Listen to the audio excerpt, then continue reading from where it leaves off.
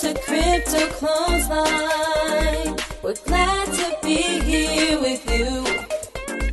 Hanging out the crypto laundry. Getting all the crypto info for you. Crypto Clothesline.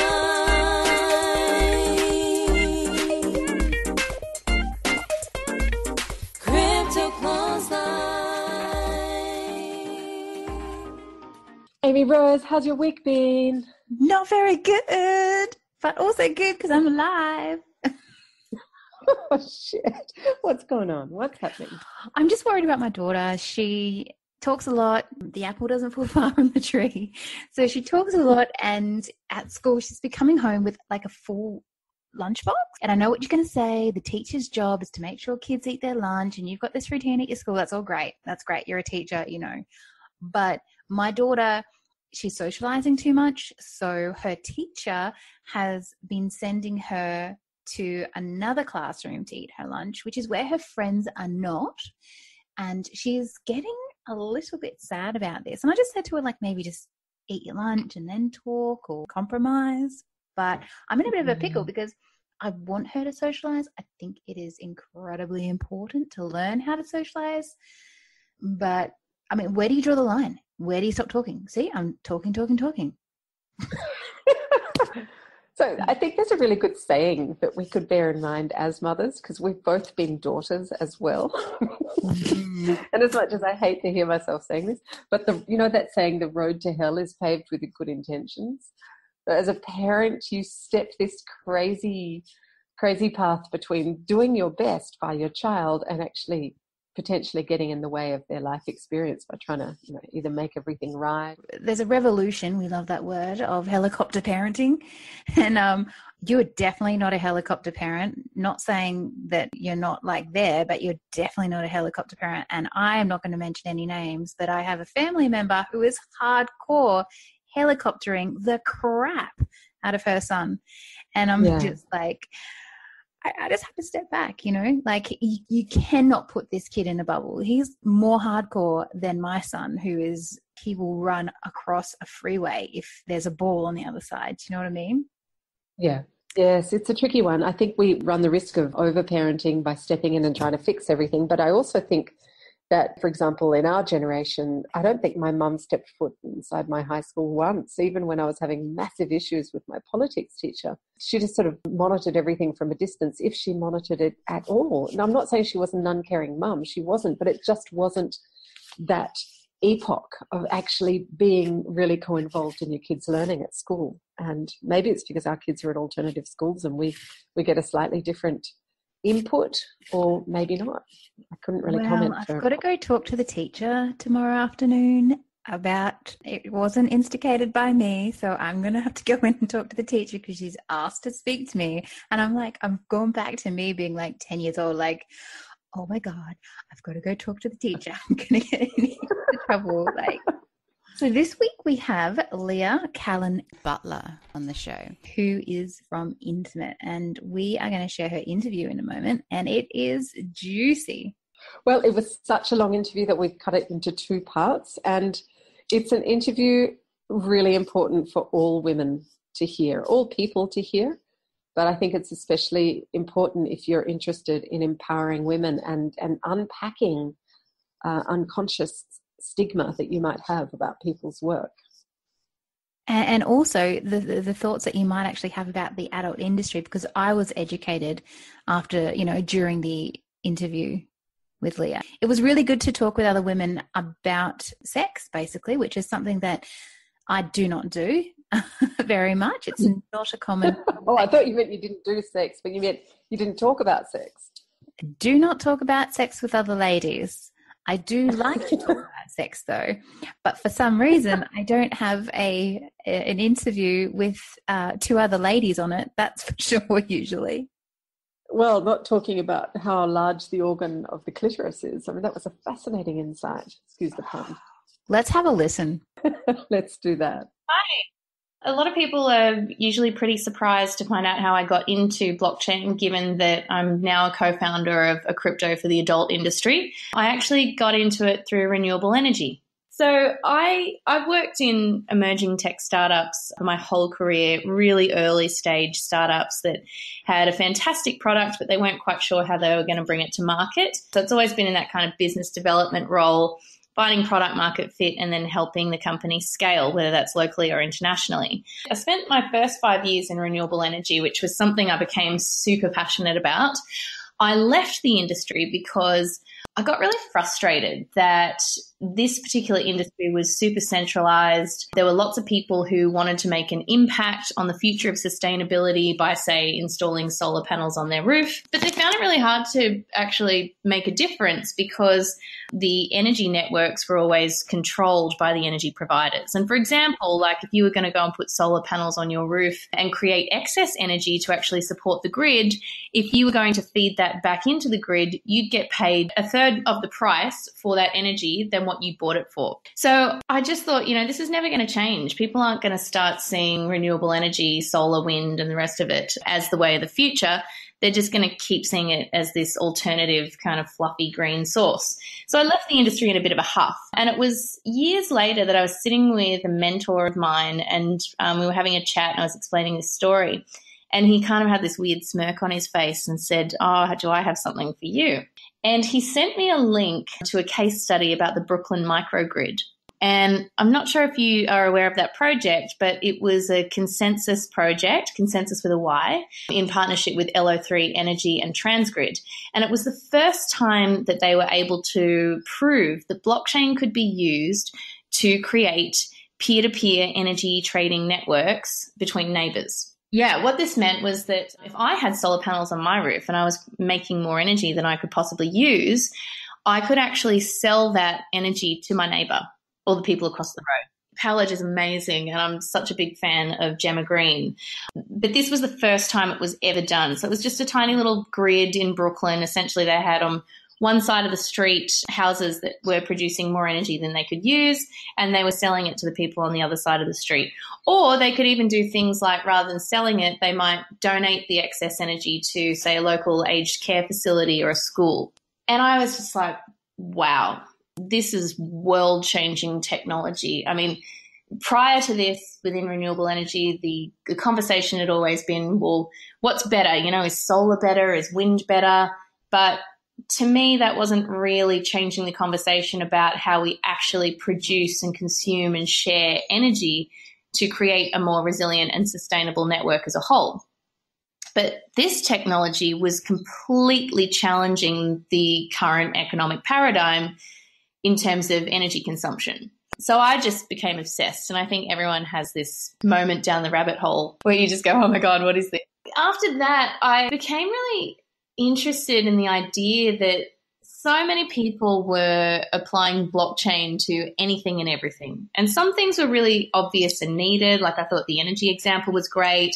People were doing really cool thing in payments and peer-to-peer lending. And I loved things where blockchain was being used in developing economies, for example, like coupling it with microfinance products or using it for identity solutions for people who don't have the right identity documents, say, after a natural disaster and things like that.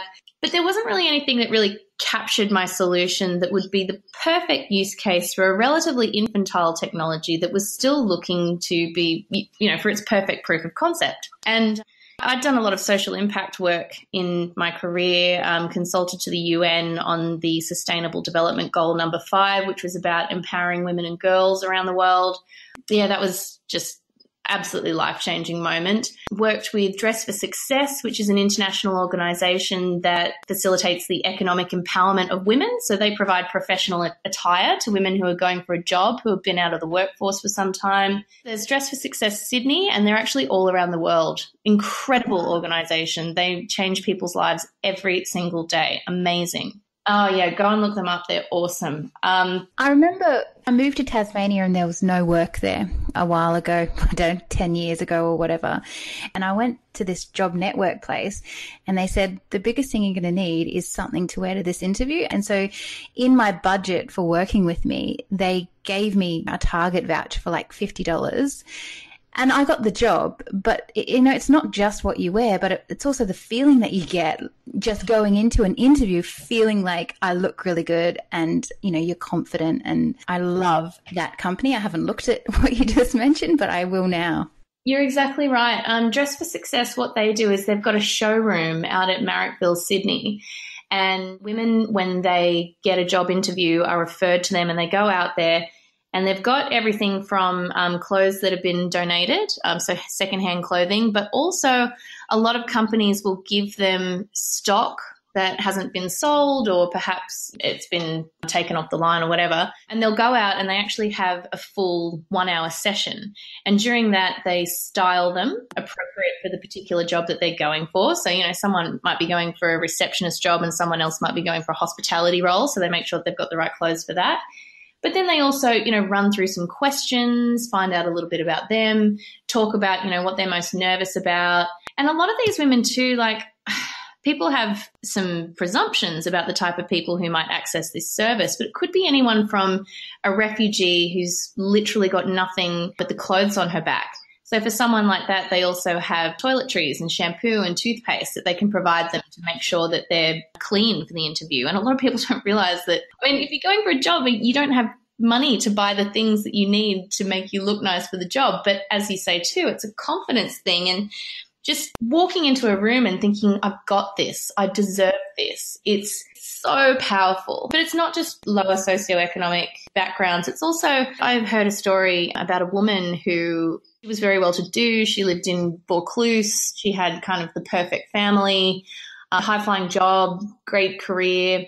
And one day she received a call from the school to say that her son had an asthma attack and died. And her life just went into a tailspin. She didn't even know that her son had asthma. She couldn't work. Her marriage eventually broke down and she went into a deep depression. And 7 years later, after her son's death, she started to build the confidence to think, basically, if I'm not going to commit suicide, I want to get my life back on track. But she had nothing. And she was referred to Dress for Success. And through that process was able to get the tools that she needed to be able to get this job, but also that network of support that is so critical. And I think that's the thing, I guess it's a little bit like the adult industry too. It's interesting that we're talking about Dress for Success, but people have presumptions about other people, and I think that's really unfair. Anyone who wants to be able to go and empower themselves economically, get a job, put food on the table, be able to give their kids a Christmas, and also just get the sense of fulfillment and achievement and purpose in life that comes with having a job,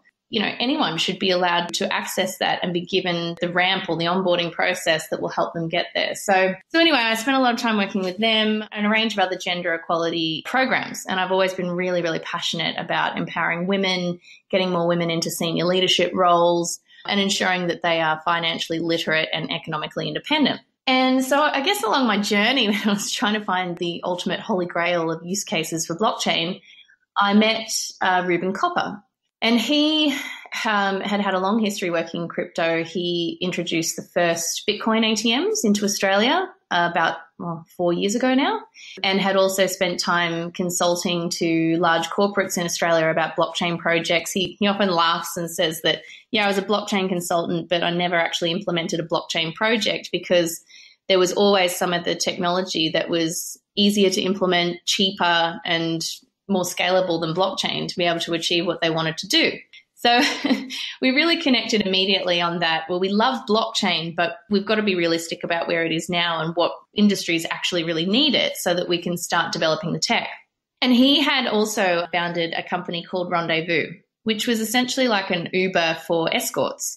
And the reason he did that was because he had a lot of friends who were escorts and he'd learned a lot about their stories, and he'd been a client as well. So we understood the use case for the industry. But there were so many problems in this industry, particularly around safety and empowerment, because even though sex work was decriminalised in New South Wales, the majority of the workers were women and they still struggled to get banked. They couldn't implement payment gateways because payment gateways like PayPal and Stripe flat out refused to deal with adult, and not just sex work, but adult content online, and even things like retailers of pleasure products find it very difficult to deal with these kind of institutions. And the establishment of trust and safety was a really big problem.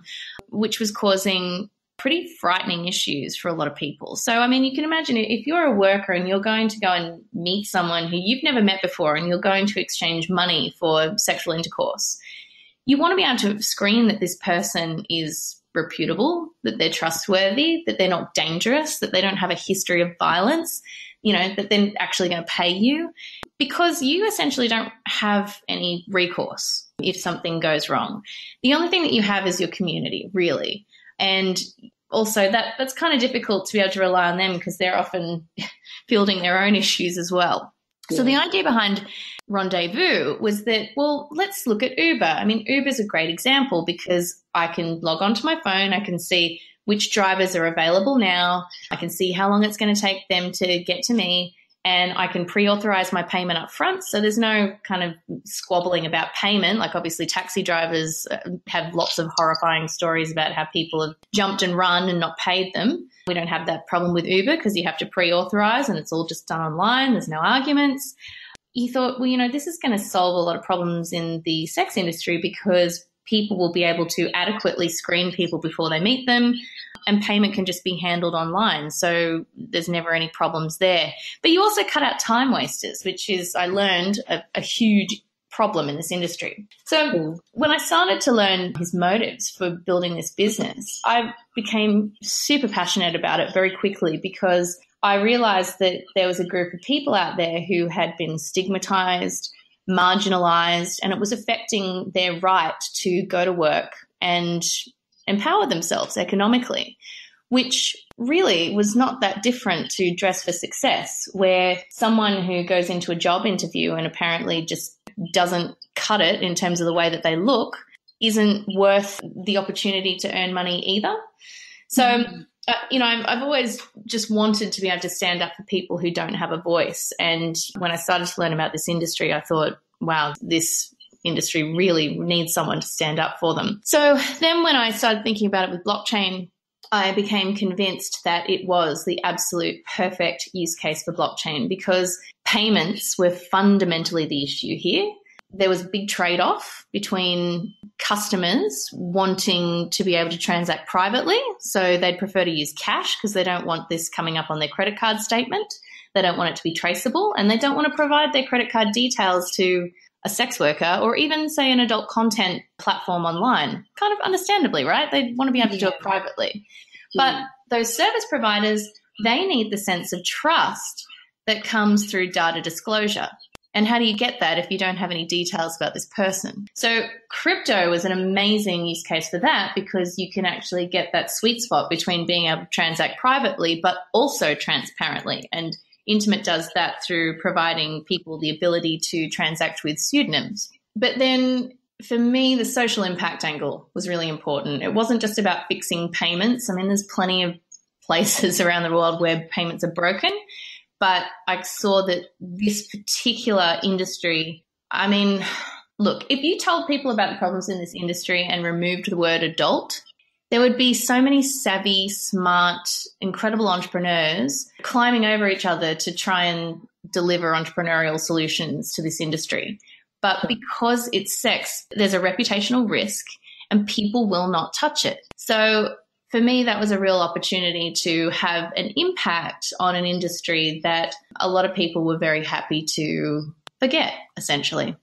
So, I mean, there's a lot more that goes into it. It was really just being able to empower people through payments. But the outcome of that, like payments is kind of the low-hanging fruit. The ability to be able to provide a system that people can build reputation through, which gives people a sense of trust, would be amazing in being able to give people some sense of empowerment within their lives. Could I ask you a quick question? Because it was really juicy what you said. When you mentioned the phrase reputational risk, and a lot of entrepreneurs didn't want to touch it with a barge pole, I'm rephrasing clearly, how has that affected you in your personal life? I love this one. It's so funny because so my co-founder Nathan, there's three of us. It's me, Ruben, and Nathan. And Nathan and Ruben had actually started a business together many moons ago. And it was Nathan that Ruben approached first when he said, the time is right to bring crypto and sex together. And Nathan was a friend of mine. We'd worked together on other projects in an existing industry that we're in digital. And he was telling me, he's like, yeah, it's this crypto for the sex industry. And I'd said, look, are you really sure that you want to leave your good job in digital marketing to go and do this? Because, that's going to be a mark on your record forever and people are going to judge you for it. And I thought about that too. So when the conversations got to the point where they said, look, we really need a third co-founder and it needs to be you, I thought long and hard about it because I was concerned that it would leave a blemish on my career history that people would judge me for. And I think I was still nervous about it starting out. But when I got into it and realised that my personal narrative is not that I work in the sex industry, it's that I support an incredible segment of amazing people who do good work, who are within an industry that is fundamental to everyone's lives. I mean, none of us would be here if it wasn't for sex. And I'm passionate about removing the stigma. If we can remove the stigma and allow people to have a sex-positive conversation in mainstream society, I mean, this opens up so many incredible doors for us. I'd like to live in a future where parents can have open conversations with their kids about sexual health and, how to please your partner. I mean, it's not just about education and health, but also sexual pleasure. I mean, it's amazing. I met this woman in New York. She is the director of the Center for Erotic Intelligence. Her name's Mel Harrison. And she is doing 500 sonograms of the clitoris. Do you know what a sonogram is? Is it like a sound wave? Yeah, it's like an X-ray, but it's like a 3D image, and you can do it of organs as opposed to, say, bones or something. It's a really incredible medical imaging tool. And she was upset because she only got funding to do 500. She really wanted to do 1,000 images. But I said the same thing. I was like, oh, okay, that's an interesting idea, but why? And she said, well, do you know how big your clitoris is? And I was like, oh, yeah, it's like full. It's like a little thing under a hood, I think. And she said, no, that's wrong. And I was like, what? So then she showed me this sonogram. Clitoris is a huge organ.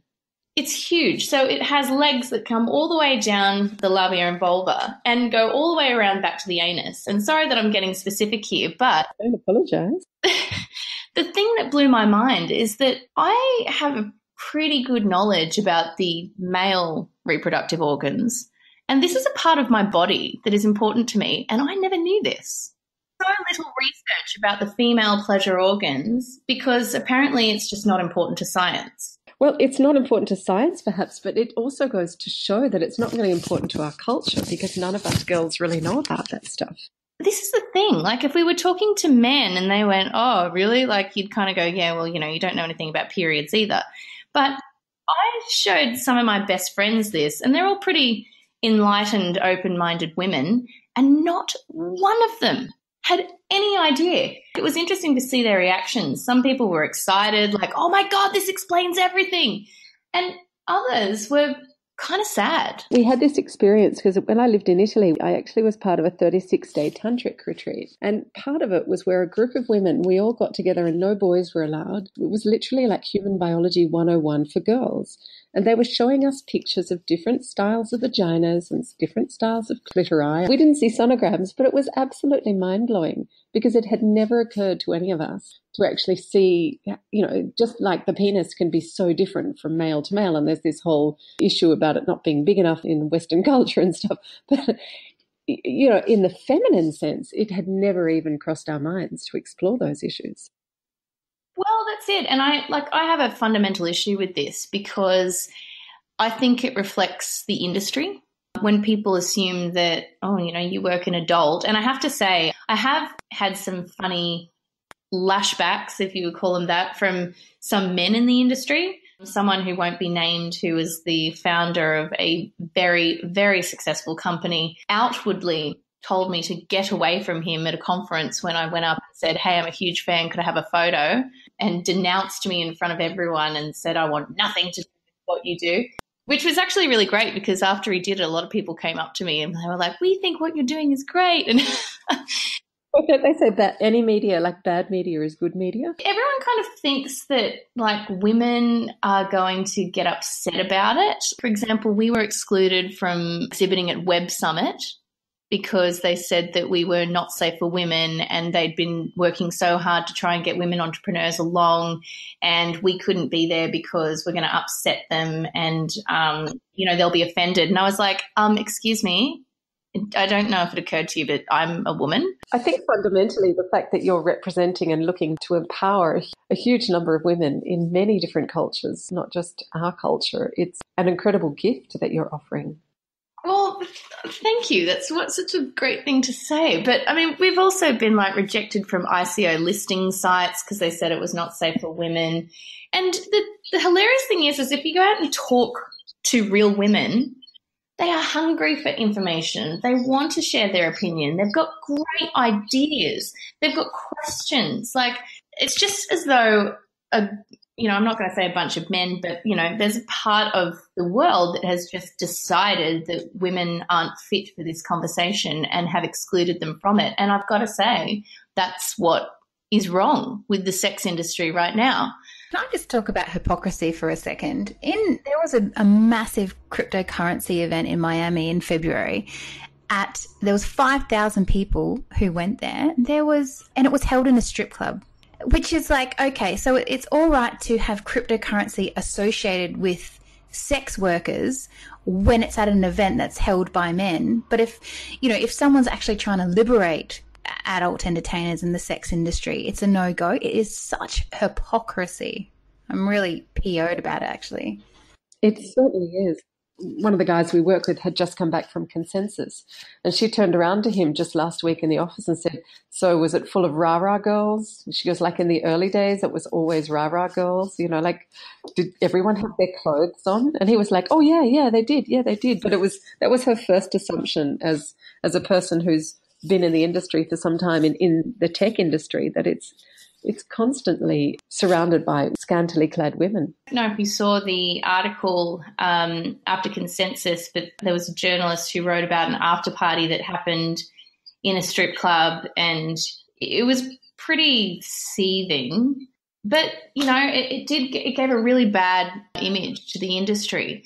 And people were asking me about it. They're saying, why are you representing a cryptocurrency that's just, spurring this kind of activity? And I said, Intimate wasn't at that party, and we have nothing to do with that. At the same time, I have no problem with strip clubs, but it's more about just challenging the culture. It's often not the industry itself. My firm belief, and what we're trying to do with Intimate, is that the reason this industry has such a poor perspective, or people have a poor perspective of it right now, is because if you talk to people who have had great ideas on how they want to change the conversation about sex, or how they want to introduce a new product that will solve their own need that doesn't exist yet, the moment they go in to try and launch their product, they will find that the kind of business services that other entrepreneurs take for granted are going to be so difficult for them to get. Firstly, they won't get banked. They'll have to run their business through their personal bank account, or they'll have to go to a peripheral bank that will charge them incredibly high fees. PayPal won't deal with them. Stripe won't deal with them. Shopify won't deal with them. If it's anything outrightly sexy, you'll have to be very, very creative about what you tell them that you do. Perhaps if you say you're a health and wellness company that provides sexual wellness products, you might get around, but they could cancel your account anytime.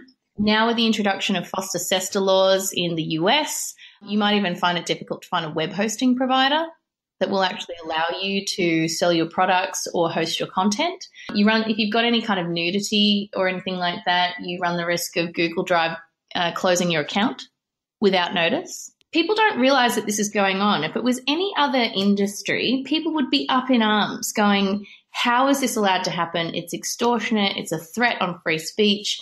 It's manipulating markets. But because it's adult, it flies under the radar. And what this means is that people who have great ideas are being kept out of the industry because of high barriers. And I think if we can reduce those barriers to setting up businesses and also make sure that they have better access to funding. I mean, it's hard enough to get funding if you're a female entrepreneur as it is. I think it's something like 7% of VC funding goes to women. So a portion of that would go to sex tech women entrepreneurs. So we need more money flooding into the business, and there's some people working really hard on that. For example, Cindy Gallop is setting up a fund which will be for female sex tech entrepreneurs. She's part of the Women of Sex Tech organisation, which I'm also a member of. But once we can actually start to challenge some of those problems, what we will see is greater diversity in representation of products and services in the sex industry that actually meet the needs of people that are currently underserved and under-recognised by this marketplace. And I think once we actually have that, well, then you have the opportunity to challenge what exactly sex is and what it means to people in their everyday lives. Actually, I was just thinking there's an interesting tangent. We have a partner who are called Smile Makers. I don't know if you've heard of them, but we really love them. They make pleasure products, and they've got a set of 5 pleasure massages that are designed to firstly challenge the typical phallic representation of a pleasure massager, a vibrator, but they're all designed based on women's fantasies. So there's the Frenchman, the millionaire, the fireman, the surfer, and the tennis coach. They're so great. And their products are sold in pharmacies as health and wellness products, not in sex shops. And they are based in Singapore, but they fly around the world doing sex education seminars for women. And they are always sharing photos from their seminars. And one of my favorites is this image of a group of Arab women sitting around in full hijabs and holding their smile makers. Some of them have got more than one in their hand, and smiling and laughing and having a great time. It's such a jarring image because you would never expect to see a group of Muslim women sitting around talking about their sex life in a constructive and sex positive manner. And it's things like that that get me off. I'm really passionate about challenging this idea that there are some people that are not allowed to participate in this conversation. And I think if they're not allowed to participate, it creates very, very dangerous and socially exclusive and uneducated environments, which can lead to some pretty terrible situations. Leah, you mentioned your timeline and the Web of Trust is a little way away, but where are you on your timeline now? We are currently at public sale. It ends next week, actually, on the 7th of June. So we've raised $6.1 million to date. That's toward our 16.85 hard cap. So there's only a week to go, but I know that a lot of these things are based on FOMO, and we're actually in chats with some people who want to put in quite large packets. So we're still pretty confident that we'll get close to the hard cap. So watch this space.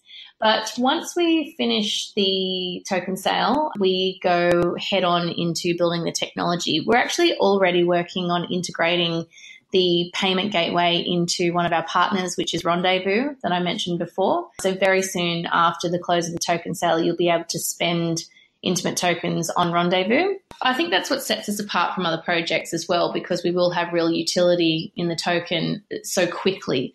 And that's really exciting for us because that was always our goal. We're not, launching a token just to make a boatload of money and then just dump all the tokens. We actually want to be able to solve industry problems and create a token with real utility that people can use every day. So Rendezvous is our MVP essentially. And once we roll that out and have a few transactions on that, at the moment, we're just starting to build out our product documentation for the API and SDK, which anyone will be able to access in order to implement Intimate as a payment gateway on their website. So we hope to have a lot of this done before the end of the year. We're rolling it out very quickly. First with foundational partners, just so obviously we can keep it contained and make sure that we understand all the different nuances of different people's businesses, because we do work with everything from pleasure product retailers to Japanese love hotels to escort agencies to live camming platforms to adult content platforms to dating apps.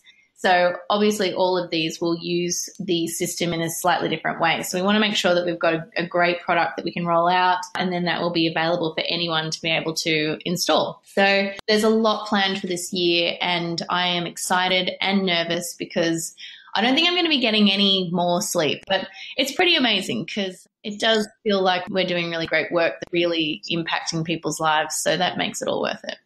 Okay. Well, we will get it out. That'll give people a couple of days at least. Awesome. Well, let me know and I'll make sure that it's promoted across all of our channels as well. So what did you think of that interview? It was deep. Don't you think? Deep, pardon the pun. Ew, did I even do that? Sorry. Well, apart from the fact this is part 1 and then we're also going to do part 2, but I found it so touching, the story about the woman who was from Vaucluse, which I think is a very well-to-do suburb in Sydney, and how her whole life unfolded or kind of fell apart after the death of her son, the unexpected death of her son, and that she was using that as an example of one of the women that would access the services of Dress for Success. I thought that was such a beautiful insight into the fact that we make presumptions about who needs these services, who accesses these services. And those presumptions can also be based on kind of erroneous judgment, thinking that just that we misjudge people all the time. And I found that really touching. Well, I did too. I'm really not surprised that blockchain is in the sex industry now. I mean, considering apparently 35% of all internet traffic goes to adult content. And then there's this other statistic that just less than a quarter of that percentage goes to the actual sex workers themselves, whether they're on, that live streaming of whatever they're, or sex toys or escorting or whatever it be. There's a minuscule amount of revenue that goes to the people involved in the industry, the actual workers. So I'm not surprised that the blockchain is going to help this particular industry out. It is a massive industry. It's amazing. It almost sounds like the music industry, where if you're the singer-songwriter, you get next to nothing, and all the other people that help to make you super famous are the ones that really cash in on your creative genius. Well, think of all the middlemen in the sex industry. You've got the adult stores, you've got the payment, the merchants, and you've got the pimps. Yeah. You've got all these people who are managing, the sex industry, who really perhaps don't even need to be there with the blockchain. You could almost write a blog called The Management of the Orgasm. I'm really looking forward to part 2 of this interview. I think the first half is really good, Leah's life and how she's been led up to representing the adult industry. I guess you could call her a representative of the industry and to liberate it. Also the way that she talked about the fact that she came to this via this road of renewable energy, and has ended up, she talked about reputation risk, and that part of the idea is to protect the reputation of both the client and the worker. But when I asked her about her own personal experiences with her own reputation, she was able to cite so many examples of where, specifically, I think most of the examples were where men were making wrong assumptions or even mistreating her, not allowing her to participate in certain events and things. And it just made me reflect, and I actually wanted to say something in the interview, but there was such a flux of information, there wasn't the space. But if you think about Crypto Clothesline, this whole podcast was founded on the fact that we met with so much misbehaving male behavior. Oh, that sounds crap. This whole podcast, the whole Crypto Clothesline podcast, was largely spurred into action because of a lot of the sexist treatment in social media of women around cryptocurrency, at least that I experienced. There was so much energy into creating this and talking to women in crypto and blockchain. And so can you imagine what we've experienced on social media, times 1,000, if she's in the public arena and dealing with people at events and international conferences and things, and basically being told that she can't participate. I think she must have thick skin. And a very strong intention. She's very committed to her intention, which is to empower women. And the team as well. Those two guys who, I think what she said, they'd both been involved in that industry. The Uber of rendezvous, equivalent of taking sex workers to different appointments and things. Yeah. So I think she's also got a really good support network. They're all very dedicated to the space. But of the 3 founders or co-founders, there are 2 guys, and okay, there's a certain expectation perhaps that, guys involved in the sex industry or in the adult industry, but a woman being up front and saying, yes, I'm here too, and I count. I think she would cop it more than the guys. I really do. Oh, I think the guys might get a pat on the back, to be honest with you. All right, Abheeti, I'm going to love you and leave you. I will speak to you next week. All right, love. Do let me know how it goes at school. I will. All right, see you, love. Bye. Hi, you've called Abheeti. And Amy Rose. At Crypto. Clothesline. Leave a message after the... Now, I've been listening to absolutely every episode of your podcast. It is not, now hear me on this, just hear me out. It is not because I think you're good at what you're doing. It is not because I appreciate the content. On the contrary, I find it quite distressing that two ladies like yourselves have to busy yourselves with all of this business that's to do with, tech and the future and all this other hullabaloo that you seem to, you're tripping over your words because you're talking about a whole lot of stuff that people have no clue what you're talking about. And quite frankly, ladies, I think you don't really know what you're talking about. My suggestion is you go back to college, you go back to uni, if you can manage it, and you go and do yourselves a nice course. You get yourself into something which is better suited for ladies of today. I have plenty of recommendations, although I do call in anonymously because I do not want to attract your ill favour. However, there are ways that if you wish to send me a private message, then I might be able to indicate some career paths which I think would be better suited to ladies of your intelligence and stature. Just saying. Crypto Clothesline.